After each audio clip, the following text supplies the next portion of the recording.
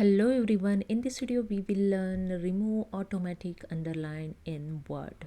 So let's see. So here you can see I have some underline. If you doing work and you by mistakenly type here suppose is equal to 3 times and press the enter, the underline is automatically added.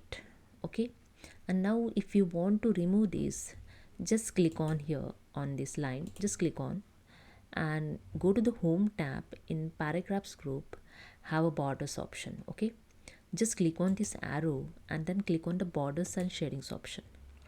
Then borders and shading dialog box is open. Then click on the first tab, the borders.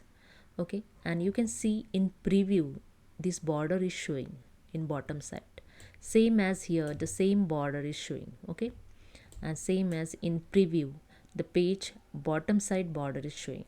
Okay, and just click on this box to remove this border. Now you can see in preview the border is not showing. Okay, after that just click on OK, the border will remove. Okay, means underline is removed. Okay, and the second way, same as just click on the line, again go to the home tab. In paragraphs group just click on the borders.